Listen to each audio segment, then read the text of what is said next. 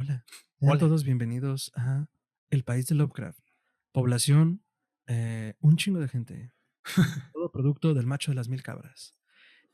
Muchas gracias por visitarnos. Recuerde que en el itinerario de viaje se le ha indicado que es posible que le salgan escamas, huela a pescado y tenga una constante sensación de demencia y desconexión de la realidad. Recuerde, nunca alimenta el shogot. No alimenta al Shogot, por favor.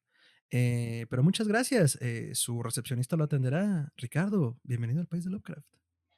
Capitán, yo quisiera bajarme lo antes posible. Yo tenía vuelo para Culiacán y de repente no sé todo lo que acaba de decir. Así que si me baja aquí en la siguiente, yo. Dijeron que nada más iban a cargar gasolina.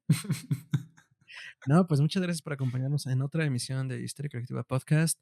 En esta ocasión les traemos un viaje al país de Lovecraft con el círculo de escritores que lo rodearon, que lo cartearon, que lo influenciaron, que fueron influenciados por él. Y pues nos acompaña una autoridad en el tema, Roberto Coria, que ya lo conocen por otros programas aquí en Historia Colectiva. Entonces, pues sin más preámbulos, sean todos bienvenidos, pise con cuidado y cuidado con Cthulhu. Disfruten.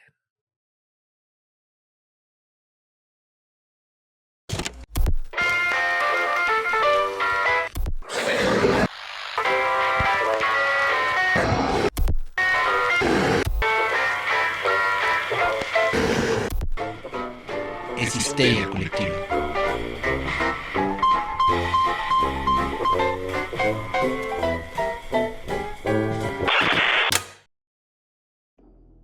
Esto es Histeria Colectiva, el programa donde Fernando Santamaría, el Dr. Braham y Ricardo Medina se sientan alrededor del círculo de invocación para abrir la caja de Pandora y volarse la tapa de los sesos platicando sobre ficción, magia, ocultismo, casos supernaturales, literatura y todo lo que tenga que ver con la cultura del horror. Buenos días, buenas tardes, buenas noches.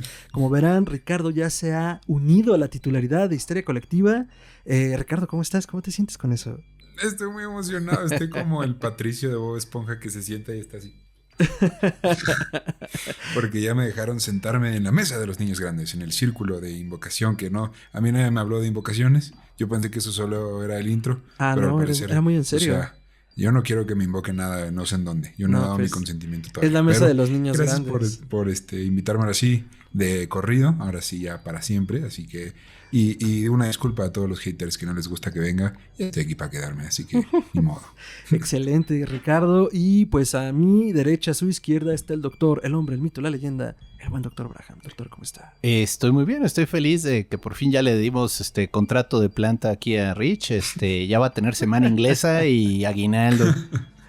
Maravilloso, maravilloso. Y pues quiero presentar a ni más ni menos que nuestro invitado estrella que se ha manifestado en el círculo de invocación esta noche, tarde, día, a la hora que nos estén oyendo. Roberto Coria. Roberto, ¿cómo estás? Muy bien, Fernando, querido. Siempre me da tanto gusto platicar con ustedes. Creo, Gerardo, ¿cómo te encuentras? Ahora conozco a Ricardo y me gusta mucho la alineación que se ha conformado. Completamente dispuesto a hablar de estas cosas que nos gustan. Muchas gracias por el espacio. No, muchas gracias por acompañarnos de nuevo. Ustedes recordarán a Roberto en otros programas como Vampiros y diferentes participaciones que hemos tenido también con la Brigada para Leer en Libertad, a quien les mandamos un saludote hasta donde sea que se encuentren en este momento, al buen Eduardo. Entonces, pues nada, nos da muchísimo gusto tenerlo por acá. Y pues, doctor, vámonos duro y tupido. ¿De qué vamos a hablar hoy, doctor? ¿Cuál es el tema hoy en la caja de Pandora? El círculo no euclidiano de H.P. Lovecraft. Excelente, doctor. Y para quienes nos estén escuchando y no sepan de qué rayos hablamos, pues básicamente lo que sucede es que el gran H.P. Lovecraft, de quien ya hemos hablado en otras ocasiones y de quien conmemoramos en el mes de marzo su aniversario luctuoso, tenía un grupo de amigos con los que se carteaba, con los que escribía, los que conocía. Y lo digo con mucho hincapié porque existe un efecto Mandela alrededor de Lovecraft en muchos sentidos, de que él pues era una persona muy lúgubre, que se encerraba, que no salía. O sea, uno se lo imagina con velas, con un busto de Cthulhu atrás y con sus libros, ¿no? Y en gran medida pues sí era un ser noctámbulo que escribía de noche y estudiaba de noche. Pero la verdad es que pues no era tan huraño como nos lo hacen creer y justo hoy traemos a Roberto a hablar del tema porque además al círculo era algo que ya le queríamos dar crank desde hace un rato, porque hablar del círculo es hablar de muchos escritores que influyeron a Lovecraft y viceversa, pero justo Roberto anda justo en esas insondables aguas de Lovecraft el viajero. Entonces yo creo que esta breve introducción se queda corta y preferiría que nos empezara a hablar, Roberto, justo de quién es esta gente del círculo de Lovecraft, Roberto. Es que tienes toda la razón, Fernando, porque Lovecraft efectivamente es una persona, yo diría, difícil de comprender en su totalidad. Lovecraft es un hombre de su época. Estamos en el momento donde se han censurado, por ejemplo, Tom Sawyer de Mark Twain por ser políticamente incorrecto, donde lo que el viento se llevó, la película, claro, ha sido también sujeta a controversias por la manera en que son vistas las cosas en nuestros días. Así que es difícil juzgar con este rasero a Lovecraft. Lovecraft, y debo de decirlo con toda la objetividad del mundo, era un hombre, yo diría, desagradable, con ideas xenófobas, con ideas completamente machistas. Era un hombre que yo creo que de haber vivido en este tiempo hubiera votado por Donald Trump. Pero vaya, eso es completamente aparte del genio de su talento. Correcto. Y sobre todo su gran capacidad para instigar a otros escritores que se reunieron en torno a él para que desarrollaran su creatividad, para que ellos se atrevieran a publicar, para que se atrevieran a hacer sus propias propuestas, para que brillaran con una luz propia. Y efectivamente el círculo de Lovecraft se refiere a este grupo de amigos que, solamente conoció a algunos físicamente durante su vida, pero fundamentalmente su relación se forjó gracias a la tradición epistolar. De hecho, hay un libro que se llama Las cartas de H.P. Lovecraft. Maravilloso. El autor se apellida Seafight. Bueno, ahorita lo comento. Pero el chiste es que en su investigación revela que en su vida Lovecraft escribió cerca de 100,000 cartas. Wow. Y conste que no eran cartas pequeñitas, no eran así de 140 caracteres como el Twitter, sino eran verdaderas pergaminos, compendios, verdaderos intercambios de información, donde no solamente se platicaban y se preguntaban cosas personales, sino que Lovecraft les decía: yo estoy leyendo en este momento a este autor, es un gran autor del periodo victoriano, hace o sea, eran cartas verdaderamente largas. Lovecraft se encargó de cultivar este arte y precisamente eso le sirvió de inspiración a muchos de sus corresponsales para ellos hacer su propia propuesta. Todos comenzaron escribiendo a la manera del maestro. De alguna manera Lovecraft se sabía el epicentro de todo ese círculo. Él era de alguna manera el venerable, el hombre que tenía más experiencia, que tenía más trayectoria, que tenía más obra publicada a través de la famosa revista Weird Tales. Correcto. Y por lo mismo, se convirtió como que en el hombre que le dictaba a todos sus amigos por carta cuál era la manera en la que tenían que desarrollar su talento.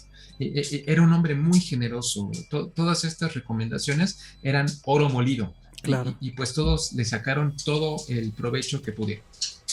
De acuerdo, doctor, el círculo de Lovecraft. Uy, bueno. Pues a mí lo que me impresiona es la cantidad de cartas que hizo. Es algo que ya se perdió totalmente en esta época de la inmediatez. De mensajitos de WhatsApp de audio así de 1 minuto y medio. Y ya sentimos que se extendió demasiado la persona hablando, ¿no? Aquí estamos hablando de un verdadero diálogo que se desarrolló entre Lovecraft y todas estas personas.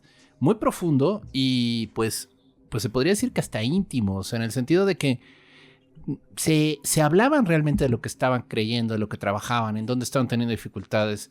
De veras que luego uno ya ve el producto terminado y no sabe el esfuerzo que hubo detrás y bueno, las trampas en las que puede caer el escritor a veces de tomar un callejón sin salida y decir, ya no sé cómo resolver esta historia, ¿no? Es horrible. Y pues probablemente entre ellos estaba toda esta comunicación. Ahora, mi pregunta, Roberto, y esto es algo que digo, es obvio que se comunicaban con Lovecraft todos estos escritores, pero ellos entre sí se comunicaban, o sea, sí había así cartas también entre Howard, por ejemplo, y August Derleth y todos los demás. Sí, por supuesto, Lovecraft se encargó de propiciar la comunicación entre todos. Si, por ejemplo, se daba cuenta que en ese momento Robert Howard estaba interesado en algún tema en específico, Lovecraft le decía, ¿sabes qué, Robert? Este chico de DeLand, Florida, Robert Barlow, está interesado en ese mismo tema. Entonces, yo creo que te conviene que te escribas con él para intercambiar información. Wow. Entonces, en ese sentido, Lovecraft se encargó de tejer relaciones. Como te digo, fue de alguna manera el gran instigador de tantas cosas. Y me gusta mucho el pensar de Rafael Llopis, del estudioso español, que publicó, entre muchos textos, esta antología que se llama Los mitos de Cthulhu. La pueden encontrar en Alianza Editorial. Y en el estudio introductorio, Llopis se encarga de dejar muy claro que de alguna manera los que nosotros conocemos como los mitos de Cthulhu es una creación colectiva, porque por ejemplo a Auguste Derleth se le ocurrió tal cosa y eso lo incorporó a toda esa gran cosmogonía donde Cthulhu, este personaje innombrable, es de alguna manera el que teje toda esa unión. Entonces, me gusta mucho ese libro, particularmente lo recomiendo para todo el que está comenzando a introducirse en este mundo, porque el estudio introductorio deja perfectamente claro el cómo es que todos sus caminos se unieron y que crearon algo grandísimo. Y el grave error es pensar que toda la obra de Lovecraft y de sus allegados gira en torno a Cthulhu, a todos esos horrores que vienen más allá del espacio, insondables, esas deidades primigenias y primordiales. Se piensa que Lovecraft centró enteramente su creatividad en torno a ello. Pero, por ejemplo, sus cuentos, o sea, desde las ratas en las paredes, el aire frío, la declaración de Randolph Carter, o sea, hablan acerca de otro tipo de horrores. Lovecraft no es únicamente mar y no es únicamente Cthulhu. De acuerdo. Por eso creo que él y su círculo merecen todo el estudio que podamos hacer. Rich, el círculo de Lovecraft. Tú eres neófito en esto, entonces nos interesa escuchar tu opinión. Sí. ¿Qué te interesaría saber? Lo primero que me sorprende es que este güey haya tenido amigos, cabrón. O sea, ¿cómo? Sí. Digo, me eché todo el capítulo de su historia de la biografía, muy bien contada, por cierto, doctor. Y me parece un güey insufrible e inmamable, pero un genio en cuanto a lo que escribía, ¿no? Y un visionario en cuanto al horror.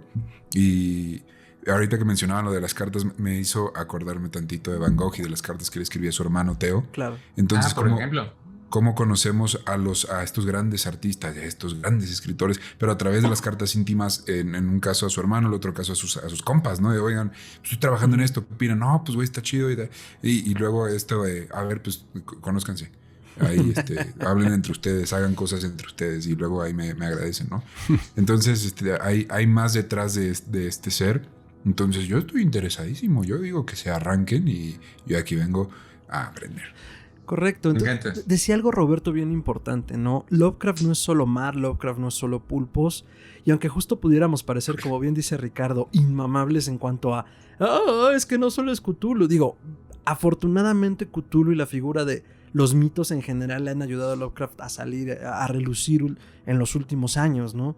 Pero justo en el programa en el que hacíamos, Roberto, cuando hablábamos de un hombre llamado Providence, decíamos, el concepto de horror cósmico va enfocado hacia la idea de todo aquello que nos parece ajeno, todo aquello que existe pero que no nos podemos explicar, ¿no? Y obviamente se derivaba de los propios medios de Lovecraft, como cualquier escritor, claro, donde él le temía lo extraño, ¿no? Y hablábamos mucho sobre su episodio Al vivir en Red Hook, en su episodio de vida con Sonia Green, que en gran medida, pues si bien no era como este huraño de odio Nueva York, pero definitivamente se dio cuenta que no era una ciudad para él, una ciudad tan cosmopolita, tan pluricultural. O sea, él añoraba a Nueva Inglaterra y propiamente incluso esta herencia inglesa, ¿no? Pero entonces, en ese sentido, creo que sí lo ¿cómo se dice? Lo sustituyó bastante bien justo a través de cartearse con sus amigos. O sea, mi punto es un hombre como Lovecraft, si bien no era alguien que saliera mucho ni de su casa ni de su pueblo, tampoco es alguien que estuviera privado como de el exterior, por plantearlo de alguna forma, ¿no, Roberto? O sea, digo... De acuerdo, o sea, creo que algo que define muy bien a Lovecraft es que, al igual que los victorianos, por ejemplo, le temía a lo nuevo. Lovecraft era un cuate completamente anclado en el pasado, le gustaba la tradición, como dices, solamente ese episodio de 2 años donde salió de su pueblo natal, Providence, para instalarse en Nueva York, los 2 años que se casó con Sonia Green, una mujer judía, de entrada, eso hay que enfatizarlo. Y de origen incierto, ¿no? Siendo un completo xenófobo. ¿Dijiste algo, Fer? Sí, perdón, que de origen incierto, ¿no? O sea, judía, pero al parecer de origen ruso. Esto lo rescata S.T. Joshi, ¿no? O sea, órale. Con un origen medio oscuro, que no sabemos realmente de dónde venía. Y considerando todas sus opiniones. Pero se atrevió, eso es la cuestión. Correcto. Ella representaba completamente todo lo que él criticaba, todo lo ajeno.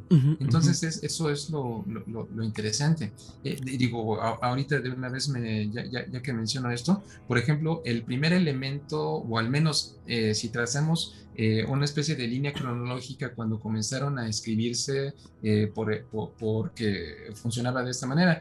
Cuando Lovecraft, al ser publicado en alguna revista como Weird Tales, de repente si a tal persona le gustaba el relato, entonces le escribió una carta a la revista para decirle. Entonces la revista se encargaba de mandarle esta carta a Lovecraft. Entonces ya Lovecraft, así, imagínate tú que le escribes un tuit a Guillermo del Toro y que de repente Guillermo del Toro en persona te responde. No. O sea, eso es Entonces imagínate estas personas que de repente les gustaba mucho lo que escribía Lovecraft y que una buena mañana, cuando reciben el correo, de repente se dan cuenta que hay una carta que está remitida en Providence, Rhode Island, y que la escribió un señor que se llamaba H.P. Lovecraft. Entonces imagínate la emoción de todos ellos, para poder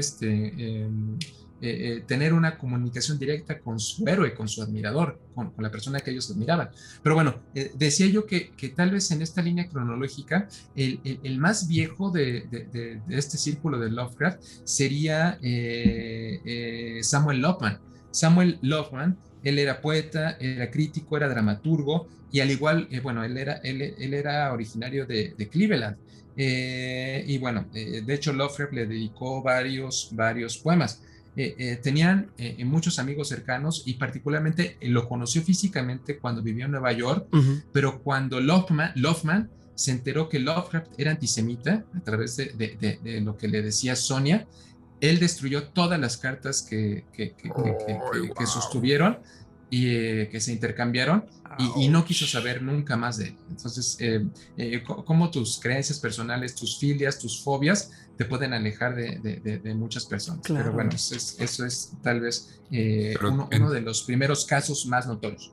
Pero entendible, ¿no? O sea, pues, güey, si de repente estoy en mi compa y tal, y de repente me entero de estas cosas, y es como de, pues, güey, gracias, pero no quiero estar tratando con alguien así, ¿no? ¿Y para qué, güey? Digo, a lo mejor a los fans de Kokoro Negro dicen, ¿cómo pudo quemar las cartas del maestro? Pues, güey, pues no concordaba con esas cosas ya, ¿no? Que sí.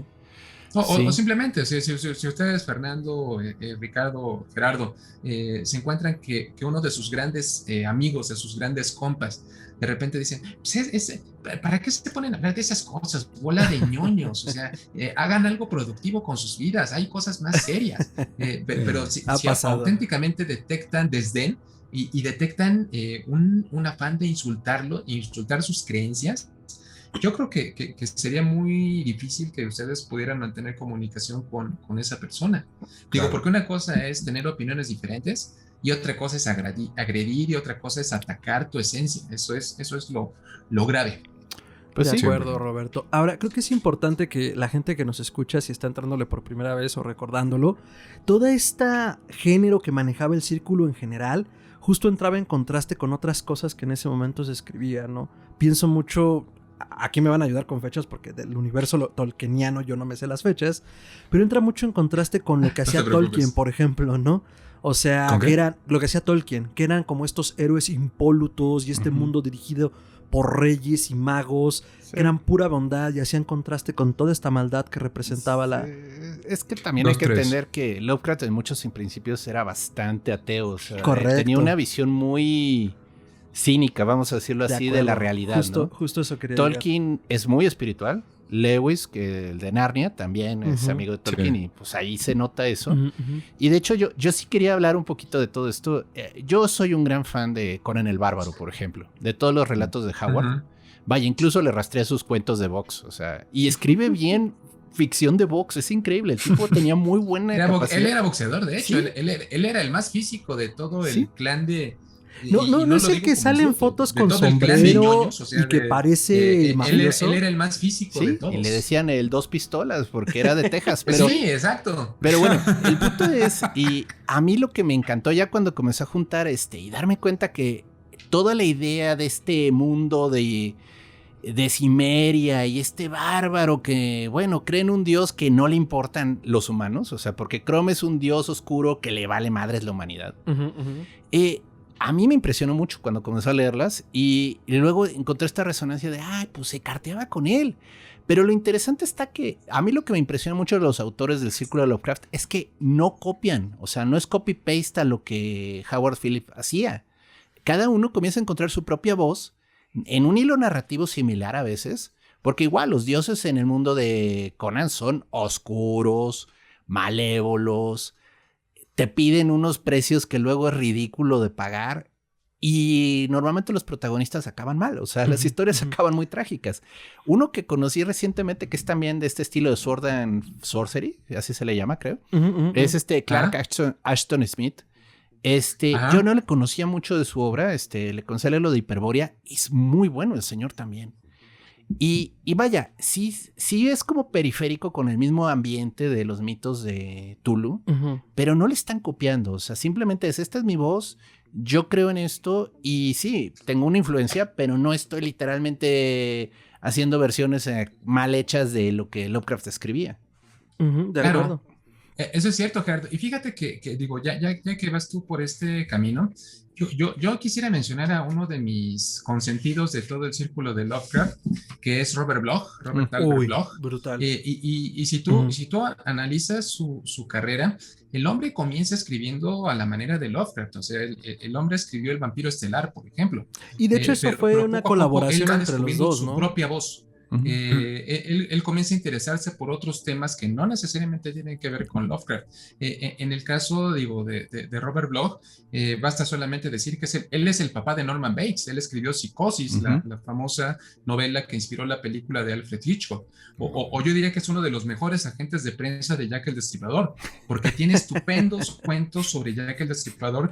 Simplemente lee Un juguete para Juliet, que es un verdadero ejemplo de historia conjetural. Ya nomás con el título y saber que es de Jack el Destripador ya me dio así como cosita. Su novela de La noche del Destripador es una novela del 83. Es un estupendo recuento de hechos reales y ficción. Pero vaya, Bloch descubrió un propio estilo macabro, divertido, pero él jamás se desligó de los inicios del maestro. De hecho, cuando Mike Mignola publica en algún compendio de relatos de Hellboy, que tiene mucho de Lovecraftiano, el inicio de Hellboy, le pide a Robert Bloch que escriba un prólogo para la reunión de historias. Y Bloch le rinde respeto y reconocimiento a Lovecraft. Él reconoce que todo empezó gracias a él. Él fue el gran responsable de que se internara y se interesara en el mundo de las letras. Entonces, pues ese es otro de los triunfos de H.P. Lovecraft. Correcto, justo como dice Roberto, lo había mencionado ya hace rato.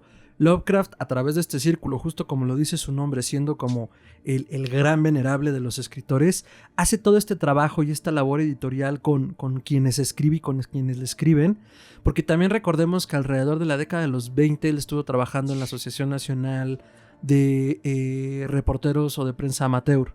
Entonces esto él lo puso en una posición bastante privilegiada en términos de escritura y en términos de referencia, porque incluso él hablaba de rescatar ese viejo inglés, ¿no? Donde él desdeñaba mucho el inglés americano y su slang, ¿no? tenían que recuperar según de las viejas formas. Entonces, mitad que era esta chamba que tuvo durante unos años como presidente de la asociación y mitad que empezó como a cartearse con estas personas. Digo, lo que me gusta mucho de hablar del círculo de Lovecraft es desmistificar esta parte como, bueno, no tuvo tanto éxito como lo ha tenido en los años recientes con sus obras, pero tampoco era una persona que viviera como ni recluida, ni en la miseria, ni que su trabajo no se conociera en su tiempo. Claro que se conocía. Sí, no como ahora, ¿no? Pero otro mito de él es que estaba enfermo y por eso no salía. Y no vaya. realmente. Sí, pues. Sí estaba medio enfermo, pero de otra cosa. Bueno, eso es una como manera. cualquier hombre blanco de mediana edad de la época, Ricardo. Sí, exacto. Entonces, sí, en ese sentido creo que es parte de entender a Lovecraft desde allí. Y bueno, ya han mencionado a varios autores. Han mencionado a Bloch. Perdón, han mencionado a Howard. Clark Ashton Smith. A Clark Ashton Smith. Oye, Fer, pero ahorita mencionaba Roberto a un vampiro. ¿Ese es el que siempre estaba partiendo la madre en el Mansions? Es que lo que dice Ricardo es que nosotros andamos entrándole al mundo de los juegos de rol. Y hay un juego muy bueno que se llama Mansions of Madness, que es un juego de rol, bueno, o sea, sigue como en toda regla el rol, pero ya está prearmado en muchos sentidos. Entonces hay una criatura que llaman justo el vampiro estelar, y es una criatura muy difícil de sacar del tablero. Y sí, es ese, Rich. Justo una vez lo agarramos a escopetazos y bueno, no nos salió nada bien eso. No acaba bien. Y justo hacía el comentario Roberto del vampiro estelar y como de estos cuentos en correspondencia. Por ejemplo, el vampiro estelar era una respuesta a El que susurra en la oscuridad. Y estaban encadenados. Este universo de los mitos de Cthulhu que dice es canon. Roberto, sí, es canon. Fue armado con los años. O sea, algo que debemos recordar es que Lovecraft, fue armando... Ay, lo dije como mi tía. Lovecraft en el Netflix.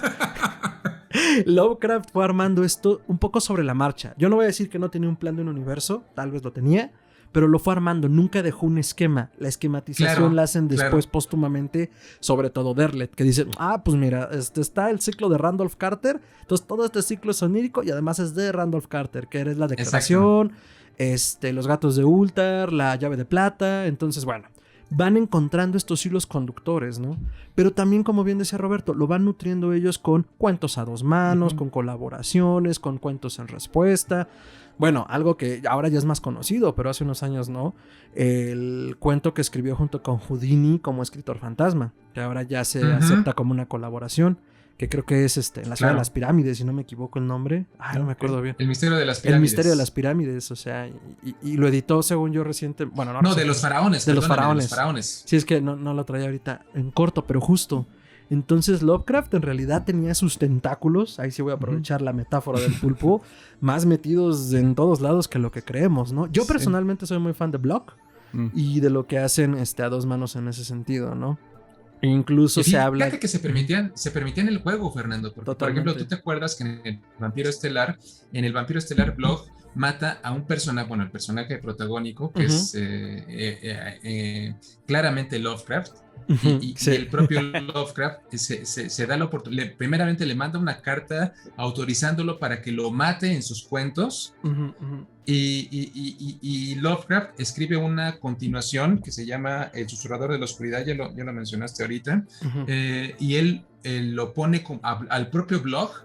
Pero como Robert Blake lo pone como protagonista y lo mata, o sea, vaya, se dan la oportunidad de ese juego entre maestro, alumno, había una gran cordialidad en su comunicación, no perdían el respeto, ni sabían quién era quién, pero se daban la oportunidad de ese juego de la imaginación. Como dices, creo que es muy, muy necesario desmitificar ese aspecto de Lovecraft poco cordial, poco humano. Simplemente ahorita que mencionaba Gerardo a Bob Dos Pistolas, a Robert Howard. Robert Howard se suicidó en 1951, se metió un tiro en la cabeza. Y afectó mucho problemas familiares. Le afectó mucho a Lovecraft. Por diferentes problemas se suicidó. Pero el punto es que a Lovecraft esto le afectó profundamente. El hombre verdaderamente tenía una relación muy cordial y muy cercana con todo su círculo. Sí, bueno, yo de nuevo, aquí ya suponer, ¿no? Pero pues lo que más duele cuando te enteras de la muerte violenta de alguien, siempre es el ¿qué hice? ¿Qué pude haber hecho para evitarlo, no? Y eso yo creo que lo atormentó mucho, o sea, no hubo un indicio en las cartas, hubo algo que me haya dicho que yo lo pude ayudar. Eso es la mayor culpa que uno siente cuando se entera de esas situaciones. Hecho. Pero otra cosa que es muy divertida dentro de los mitos de Tulu es la creación de estos libros ficticios, y todos ellos, todos estos escritores, cada uno a su manera, van añadiendo a todos los libros prohibidos, los libros innombrables, estos libros que te producen la locura porque dentro están misterios de los antiguos y cómo funciona el mundo realmente, ¿no? Y diversos cuentos, diversos libros. Entonces casi como que no eres quien en el círculo de Lovecraft si no dejas un libro ahí en el librero en la Universidad de Miskatonic, o sea. Claro, por supuesto. Todos se encargan de poner una piedrita más en ese universo. En ese universo. Y eso, creo que ese juego es algo que distingue al esfuerzo. O por ejemplo, me encanta mucho un texto de Vicente Quirarte que se llama Morir en Azcapotzalco. Y en ese texto dice, el círculo de Lovecraft se cierra en Azcapotzalco, porque precisamente ahí radicó el más joven de todo el círculo de Lovecraft, que se llamaba Robert Hayward Barlow. Barlow, él escribió cuando era un chavito de 13 años, es el más joven de todos, digamos, sus alumnos, con la cuestión de que Lovecraft sí lo conoció personalmente. O sea, Lovecraft era un hombre pues ya seriamente mermado en su salud por el cáncer intestinal que lo atacó durante sus últimos años de vida, pero él se dio la oportunidad de ir a conocerlo a DeLand, Florida. Hay muchas fotografías donde él lo vemos todo contento, en mangas de camisa, con este jovencito flacucho que evidentemente creció escribiendo de la manera que Lovecraft lo hacía. Cuando él llegó a la vida adulta, que comenzó a tener problemas con su familia, él migró a México, él se fue a vivir a México, donde estudió antropología, se convirtió en investigador del INAH. De hecho, hay muchas publicaciones sobre él, porque él es un gran especialista en cultura maya, cultura prehispánica. Vámonos. Y bueno, el punto es que él se suicida consumiendo barbitúricos en algún momento de 1951. Entonces, me gusta mucho la ficción del artículo de Vicente en la revista de la universidad, porque utiliza el juego de la imaginación para conjeturar qué hubiera pasado si Lovecraft hubiera logrado curarse del cáncer de estómago que padecía. Y él hace una ficción maravillosa donde él, habiéndose repuesto, estando solo, estando cansado y con la necesidad de explorar ese exterior que decías ahorita, Fernando, él se va a vivir a México, Lovecraft en México, donde se establece en una casa en la colonia Juárez, que compran gracias a la herencia que le dejaron a Robert Barlow, y se convierten en grandes amigos, fundan su propia compañía editorial. Y habla acerca de cómo casi cómo el cáncer regresa por sus fueros, y finalmente Lovecraft muere en México, y en su cementerio, en su velorio, perdón, está presente Francisco Tario, por ejemplo. Jesús el Cristo. Es un texto maravilloso. Okay. Les comparto el link, chicos. Sí, por favor. Para que lo compartan con sus escuchas. Se nos va a las notas directo ese link. Porque además, imagínense, yo me habría vuelto loco si en este universo Lovecraft hubiera muerto en México. No sé, viviría al lado de su tumba o algo. Me encanta que la ficción nos permite coquetear con esas cosas, ¿no?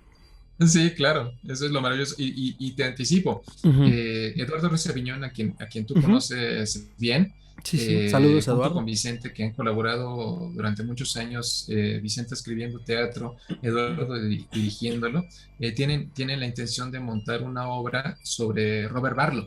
Oh, qué maravilla. Robert Barlow, aquí en México, digamos que le dio clases sobre cultura prehispánica a William Burroughs, por ejemplo. Entonces, ¿cómo se tejen esta relación entre escritores, entre gigantes? Y si todo sale bien, en algún momento Vicente le va a escribir para teatro esta versión de Morir en Azcapotzalco.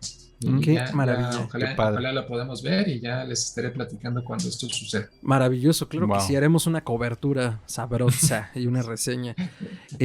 No, qué maravilla, justo pensaba en eso, ¿no? Cómo se empiezan como a expander, porque digo, ahorita hemos mencionado los autores pues más o menos conocidos, pero incluso si nos queremos poner ya un poco más, pensar en este universo expandido, pues todos estos grandes escritores que también han tenido la influencia de Lovecraft, yo ya los comenzaré a incluir en ese círculo, ¿no? Pienso en Jorge Luis Borges, por ejemplo, que también abiertamente lo ha dicho. Claro, por supuesto. Lo dijo y en su obra se lee, se huele, se exuda el horror cósmico, ¿no? Uh-huh. O sea, desde el hecho de que él también en algunas de sus obras mete esta copia del Necronomicon en la Universidad de Buenos Aires, hasta toda esta mitología rara que se arma en... hay un cuento maravilloso que se llama El Inmortal, La Ciudad de los Inmortales. Y ahí habla justo de un explorador que viaja por el desierto más allá del río Nilo buscando una ciudad de inmortales, ¿no? Y en esta ciudad de inmortales se encuentra con grandes figuras históricas que han olvidado quiénes son. Y bueno, ahí lo dejo para que se les antoje porque si no es spoilearlo muy duro. Pero es este horror cósmico, no es enfrentarse como a toda esta aventura desconocida y la estructura.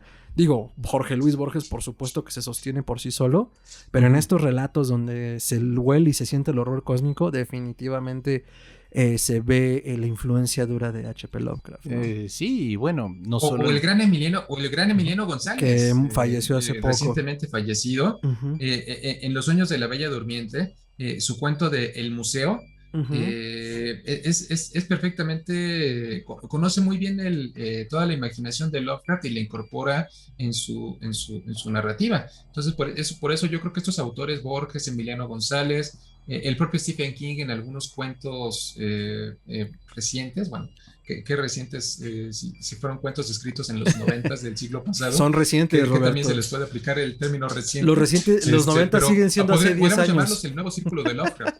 Uh-huh. Sí, y hay autores contemporáneos como Laird Barron, por ejemplo, que juega con el estilo.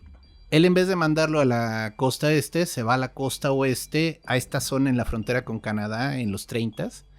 Y te cuenta unas ficciones así de esa época de la prohibición, mafiosos, un bosque enorme, lleno de misterios, bien macabros todos. A veces no puedo decir toda la obra de él es buena, pero sí hay algunos cuentos de él que sí dices, caray, sí me dejó bien mal. Y tiene toda la obra detectivesca también sí. De los 20s, ¿no? O sea, el que tú nos recomendaste alguna vez en los tiempos de psicofonías, Las Quijadas de Saturno, es un cuento brutal. Brutal, sí. Viene en esta antología que se llama La hermosa cosa que nos espera a todos, ¿no? Sí, la hermosa cosa que está al final para todos. Habla de la muerte, Ricardo. Sí, la muerte, pues, obvio. Sí. O el cuento de Neil Gaiman, el de Estudio en Esmeralda. Ese es muy bonito. Que es Lovecraft conoce a Sherlock Holmes. Así, sí. Por donde lo veas es Lovecraft, totalmente. Sí. Bueno, de Gaiman, acabo de leer uno que se llama El libro del cementerio. Está sencilla la historia, es así como para jóvenes adultos, pero hay un momento en el que unos gules se roban al chamaco y se lo llevan a su dimensión y comienzan a correr en medio de este desierto enorme hacia una ciudad así gigantesca, ciclopea. O sea, van escalando los escalones, pero los escalones son así como de 3 metros de altura cada escalón. Y en la ciudad lo van a volver un ghoul. Y le van a decir, no te preocupes, después te vas a sentir muy bien. Y mira nomás. Y están estos te vas a sentir bien suave. Sí, y están volando encima de este sol rojo enorme, ángeles descarnados de la noche, ¿no? Las desaliñadas criaturas de la noche. Y está, o sea, es todo un tributo a Lovecraft. O sea, yo dije, es que esta escena de la ciudad gigantesca con los ghouls llevándose al pobre chavo está padrísima, es un tributo total. A ver, pregunta. Stranger Things tiene cositas de Lovecraft. Yo digo que sí. Sí, yo creo que sí. Aunque si nos ponemos así en cuanto al cosmicismo, yo le pegaría más a Dark. A la serie alemana de Dark, transmitida vía Netflix. Porque, pues no sé, siento que juega mejor con este concepto del horror cósmico de forma general. Digo, tal vez no muy a propósito, pero yo me gusta más la vibra que da Dark, ¿no? Sí. Ahora, preguntas rápidas para todos. Sí. Primero para Roberto. Roberto, el primer cuento, no de Lovecraft, pero del círculo que leíste, o autor. ¿Y qué te gusta? El vampiro estelar de Robert Bloch. Ah, ya me lo robó. Ya te lo robé. Ajá. Es que lo que pasa que hay un libro de Editorial Fontamara, que fue de los primeros que leí, Ujú. sobre vampiros. Oh. Entonces ahí me encontré con ese cuento. Y es una maravilla. O sea, te das cuenta de una manera diferente de ver el fenómeno, bueno, explorar la figura del chupasangre. Correcto. Completamente en sintonía con la manera en que Lovecraft hablaba acerca de sus horrores. Yo más adelante, cuando descubrí, aquí se llama el cuento, le pusieron La Casa Maldita, un cuento de Lovecraft, un cuento de vampiros. O sea, habla acerca de un gran horror que yace en los cimientos de una casa, de esas antiquísimas de Nueva Inglaterra, y que durante generaciones se va chupando literalmente a toda la familia. Es un cuento de vampiros maravilloso. Doctor. Pero bueno, el vampiro estelar, ese es mi primer cuento. Excelente, Roberto. Y buena elección, doctor. Bueno, mira, yo más bien, el primer libro que tenía que ver con los mitos de Tulu fue precisamente que se llama Los mitos de Tulu, de Aguilar, creo que es. No, Alianza Editorial. El que tiene la portada como es verde, así como ondulada, como una especie de carcón. ¿Ese? Sí. Esa es una gran edición inconseguible ahora por lo vieja que es. Ups, es de Alianza. sentir viejo. Bueno. No, pues tienes yo la tengo también. Una pieza de colección. Yo también la tengo. Yo tengo la nueva no con la pata de pollo horrible. Y vaya, está lleno de relatos. Yo el primer relato de Lovecraft que leí, porque digo, agarré y abrí así al azar. No me acuerdo si fue en ese incluso, pero estaba yo entrando a la carrera. Fue El Extraño, o sea, y a mí El Extraño me movió. O sea, es maravilloso. Es el cuento de Lovecraft que más me tocó. Es muy buena la historia. ¿De qué trata brevemente? Pues de una persona que está encerrada en un sótano, en una torre enorme y no puede subir porque la torre no tiene escaleras. Y él anhela salir de la torre para encontrarse gente como él. Y ya, no voy a decir más. Con eso los enganchó, doctor. Sí, pero es muy buena historia. Y yo estaba en ese periodo de la adolescencia. Sobre todo la revelación al final, o sea, cuando te das cuenta, porque jamás en todo el relato vemos alguna descripción física de ese ser, y cuando él se da cuenta de cómo es en realidad, es verdaderamente estremecedor. Sí. Pero ahora, del círculo de Lovecraft. Bueno, a ver, el Gran Dios Pan de Machen, que no es directamente el círculo de Lovecraft. Pero es anterior a. Es anterior a mí Lord Dunsany me encanta. Se me hace un gran autor, pero es influencia, no es tanto de Lovecraft. Yo creo que no me acuerdo cómo se llama el cuento, el del Wendigo. Aldernon Blackwood y se llama El Wendigo. El Wendigo, del de Itaqua. Qué buen cuento es ese también. Yo... no, ayúdenme a acordarme. ¿Belknap Long es anterior a Lovecraft o es parte del círculo? No, es parte del círculo. Es parte del círculo. Belknap Long es parte del círculo. Entonces, el primer cuento, ya lo he dicho en otras ocasiones, el primer cuento de horror cósmico, ya ahora lo sé, del círculo de Lovecraft que leí, de hecho antes de Lovecraft, fue Los perros de Tíndalos. Es muy buen cuento. Claro, yo le entré al horror cósmico por allí, y luego el primero que leí de Lovecraft fue Las ratas en las paredes. No es cierto, En la cripta. Es grandioso. Las ratas en las paredes, y el tercero fue El color que cayó del cielo. ¿Por qué me acuerdo bien? Porque yo lo compré una editorial llamada En la cripta, de Alianza también, de estas editoriales que sacaba como por género, perdón, estas antologías que sacaba por género, y venían en ese orden. Y a mí me encantó porque justo me mostró como rápidamente la evolución, porque tanto En la cripta como en Las ratas en las paredes está más pegado a lo que hacía Poe, por ejemplo, que era más un poco, pues no precisamente novela negra, pero era un terror terrenal, ¿no? Era como al final una psicosis generada por lo que pasaba aquí. En la cripta, pues es un güey que está en el cementerio y de repente se queda encerrado en un mausoleo, y el castigo por andar perpetrando las tumbas cuando no debía, pues es enfrentarse a lo que está en el mausoleo. Y el final es muy bueno, es muy sencillo, pero el final es muy bueno. O sea, porque es enfrentándose él a esto que está en la cripta, y pues no acaba bien para él, definitivamente. No. Se convierte en el nuevo huésped de alguna forma. Chale. Y Las ratas en las paredes tiene un toque sobrenatural, porque es literal un cuento sobre ratas en las paredes, no les estoy spoileando nada. Cuando otro güey hereda una propiedad que quiere rehabilitar, pero hay una maldición sobre ella, y de hecho una oración le dice que mientras su familia viva allí, o sea de ellos esa propiedad, la propiedad nunca será levantada. Y bueno, claro. El color que cayó del cielo ya es full horror cósmico en la cara. Y pues me encantó, porque me dio ese caminito breve que en la que ustedes mencionan de los mitos de Tulu, pues lo da muy, muy, muy amplio, ¿no? Sí. los precursores, Lovecraft y mitos póstumos, ¿no? Entonces, esa fue mi entrada con los mitos de Lovecraft. Entonces, bueno, en ese sentido, creo que es como la manera en la cual estamos entrando como al círculo, y me parece importante como ver por dónde le habíamos entrado nosotros, ¿no? Entonces, ya hacia el cierre de este programa, que ha estado delicioso y veloz y voraz como La Mancha Voraz o El Vampiro Estelar, Ricardo, de los que hemos dicho, ¿alguno que te haya llamado la atención? El de Lovecraft viviendo en México, güey. O sea, me lo imagino así, yendo con el de los camotes, güey. Excelente, bien. Gran elección. Se escucha chido. Entonces, pues nada, ese ha sido como hasta ahora nuestro viaje con el Círculo de Lovecraft. Como verán, ha sido como una introducción bastante rica, sobre todo pensando en que Roberto, tú tienes en puerta justo un curso con sí. sobre Lovecraft.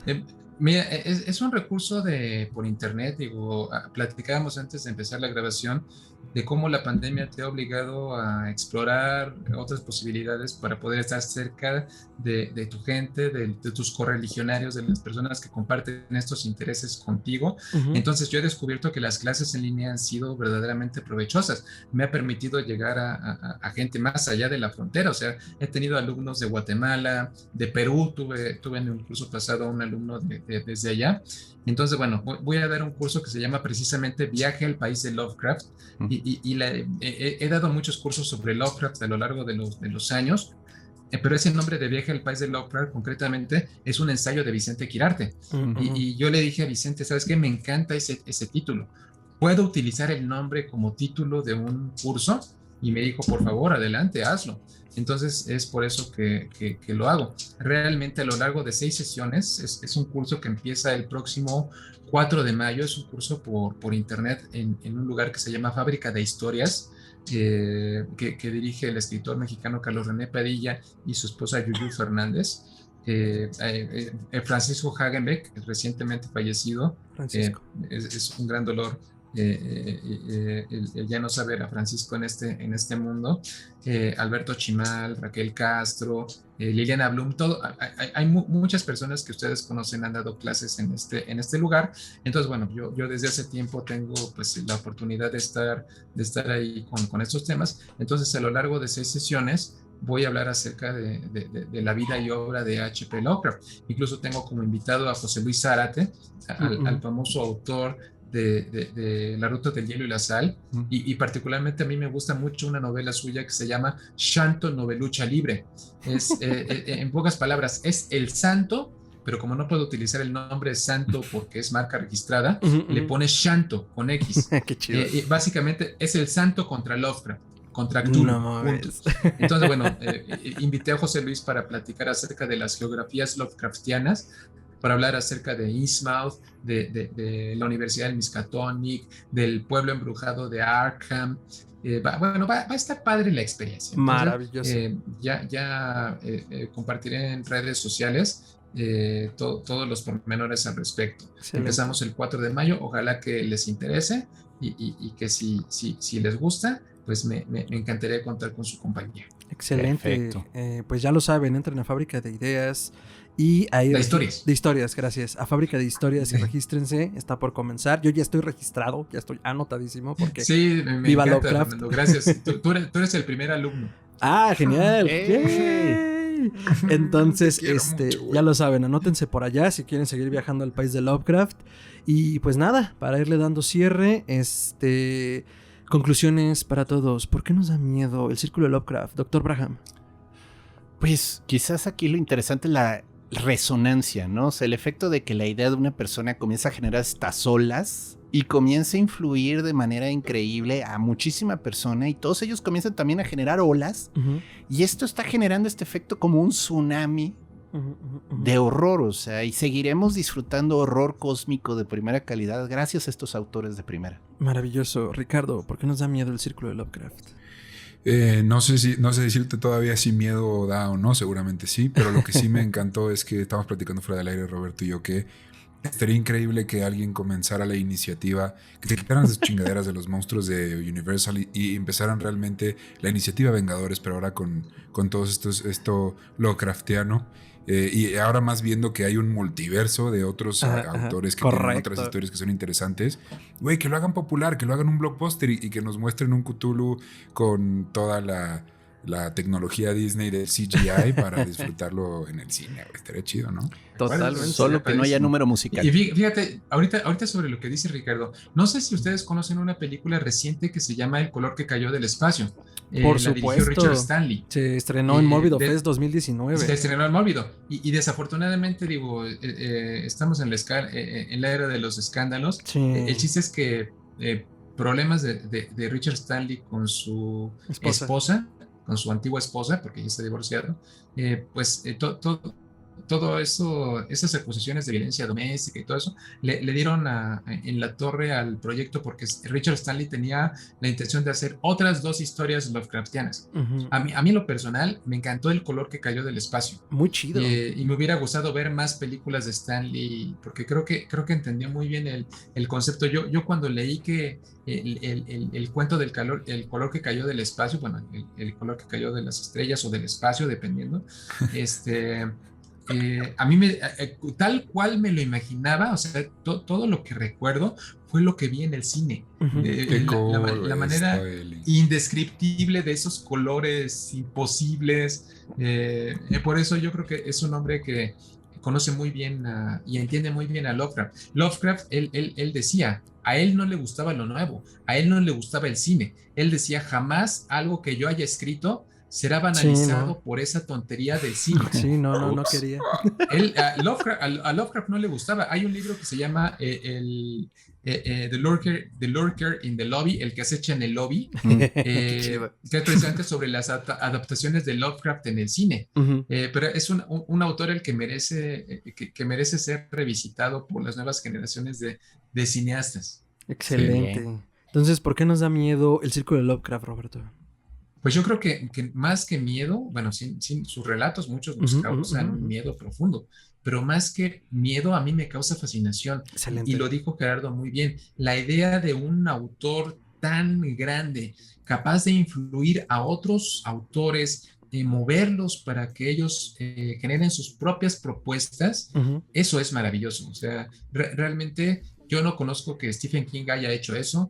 Yo no conozco que Clive Barker haya instado a nuevos escritores para seguir sus pasos. Lovecraft tuvo esa asombrosa capacidad y es verdaderamente algo que una de las muchas cosas que lo convierten en un autor indispensable. Correctísimo. Yo creo que nos da miedo el círculo de Lovecraft. Justo voy a unir las opiniones de Roberto y de Gerardo por la influencia que ha tenido, por la fascinación que nos da y porque se mantiene vigente.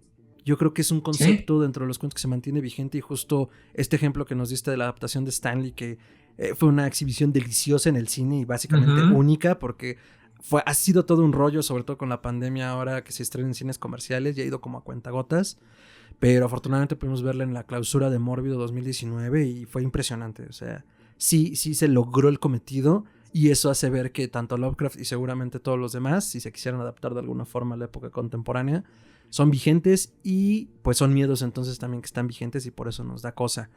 Entonces pues así con el círculo de Lovecraft. Entonces vámonos rápido con nuestras redes y nos despedimos de la audiencia. Doctor, ¿dónde lo pueden encontrar? Me pueden encontrar en Twitter como Chuntaro-Melquisedec, esto es @Chuntarome, es como un Doctor Extraño región 4 y bueno, ahí comparto todas mis ideas y pensamientos. Ricardo, tus redes. Yo estoy como @TiranossaurioRix en Twitter e Instagram y ahí estamos compartiendo un poquito de todo, música, películas, todo. Está simpatiquísimo, vean, denle me unfollow, no, el follow, el otro. Yo follow, exacto. Excelente, Rich. Roberto, ¿dónde te pueden seguir en las redes? A mí fundamentalmente en Twitter me pueden encontrar en @rcoriamonter. Y bueno, tengo también Instagram, pero bueno, la que utilizo más para estar en contacto con la gente y para compartirles mis locuras es Twitter. Así que por ahí podemos leerlos. Maravilloso, Roberto. Ya lo saben, síganlo por allá para inscribirse y viajar al país de Lovecraft, y cualquier otro curso que dé es oro molido, yo lo recomiendo. Trae el sello de calidad de Histeria Colectiva. Gracias, querido. Eres muy amable. Aquí va a aparecer Me sonrojas. No, al contrario, muchas gracias a ti por participar. Muchísimas gracias por aceptar la invitación. A mí me pueden encontrar como @mantrasaya, eso es con I doble al final, en Twitter y en Instagram. En Facebook como facebook.com/mantrasaya igual. Y pueden seguir Histeria Colectiva en todas sus redes como Histeria Colectiva Podcast, en Instagram como podcast.histeria, en Twitter como Podcast Histeria, y en YouTube y en todas las plataformas de podcasting como Histeria Colectiva Podcast. Suscríbanse a YouTube, aunque nos escuchen en otras plataformas, no saben la ayuda que nos dan suscribiéndose en YouTube. Y ya saben, roben el celular a sus familiares y amigos para que también lo suscriban. Y pues audiencia, doctor Ricardo, Roberto, muchísimas gracias por acompañarnos una vez más por acá. Creo que esto solo es como el delicioso inicio del viaje justo al país de Lovecraft. Entonces yo creo que ya estaremos haciendo un ciclo que llamaremos, no sé, viajando por Providence o viajando por el horror cósmico. Algo se nos ocurrirá y creo que sería bueno ir visitando y revisitando a los diferentes autores para conocer pues más de su obra y no quedarnos como ni por el encimita de Lovecraft ni por el encimita de ellos, y pues así darle difusión a estas obras maravillosas y deliciosas y ver pues también en qué otros escritores han influido también contemporáneos. Bueno, entonces, muchísimas gracias a todos por asistir, audiencia, Roberto. A ustedes. Cuídense mucho. Buenos días. Gracias a ustedes. Buenas noches. Hasta entonces. Adiós.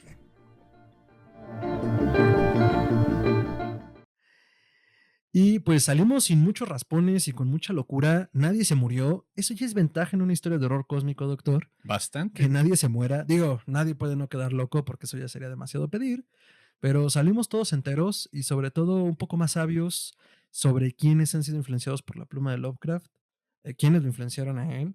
Y sí, o sea, esto va a ser el inicio de una pequeña serie relacionada con los escritores. Digo, ya tenemos como nuestro apartado de escritores que poquito a poco hemos llenado, pero sí creemos importante difundir la obra tanto de Lovecraft como de otros escritores. Y pues no todo es Cthulhu, amigos, digo, lo mencionamos muy poco durante el programa, pero de verdad hay criaturas y bestias más formidables en el universo, y no es por ser un mamador, si es cierto o no es cierto, pero neta, o sea, éntrenle más, no hay pedo, o sea, qué chido que les guste Cthulhu, pero hay otros monstruos, mastíquenlos, o que los mastiquen. Entonces, de los cuentos que escucharon, si comienzan a leer alguno, por favor díganos qué les pareció. Pásenos sus recomendaciones también si son clavados en la textura, y les vamos a dejar en las notas del programa la liga justo al cuento de Quirarte, de Vicente Quirarte, para que le echen un ojo. Yo ahorita lo voy a devorar como el shogot que soy, porque no mamen, ¿se imaginan que hubiera vivido Lovecraft aquí? O sea, yo me muero. Y seguramente no habría sido mi amigo, pero yo me muero. Interesante. Habría sido muy surrealista. O sea, justo pensé en Dalí cuando lo mencionó Roberto. Fue como, güey, si Dalí se puso todo lurias de que vino a México, ¿qué habría dicho el Lovecraft de México? Pues quién sabe. Pero ya, Quirarte nos contará cómo está esa aventura con él y el joven Barlow. Y pues nada, ¿qué les pareció? Muy buen programa, muy interesante. Ahora sí que con Roberto siempre sale uno aprendiendo algo. No manches. Sí, ¿Qué te pareció, Ricardo? Súper bien, súper padre, güey. Digo, cada vez me meto más a este supermundo del horror cósmico. Ya por eso tengo mi barbita de tentáculos para despedirme y saludar. Los tentáculos. Ahora sí, toca alimentar al Shogot. A ti. No, pero con mi mano. No, y está interesante. Yo no tenía idea de que tenía amigos, güey, para empezar, como dije al principio del programa. Entonces, está muy, muy, muy cool. Sí, la verdad, yo estoy ahorita sin querer queriendo, en esta campaña de desmitificarlo, porque, no, o sea, digo, obviamente era un hombre racista de mediana edad, como cualquiera en esa época. Eso no justifica el racismo ni de él ni de nadie. Pero tenemos que entender que era un hombre como cualquier otro en ese sentido. Entonces, Sí. poquito a poco, pero pues. Oye, pero dijiste que va a ser el inicio de una serie de escritores. A mí, para el de Tolkien, no, me van a tener aquí, güey, agarrando el micrófono y no soltándolo como en karaoke. Entre las notas de los Ghoulies, aquí en el piso 33, en el cubículo 666, ahí está el apartado para Tolkien. Ya vendrá, ya vendrá. Hashtag se viene en algún momento. Entonces, muchas gracias, cuídense mucho, no le tosan a la gente a la cara. Y sí, pues van a hacer la primera ofrenda para Cthulhu en cuanto las estrellas se alineen y se levante. Y pues nada, muchas gracias. Hasta entonces. Me dije gracias 3 veces.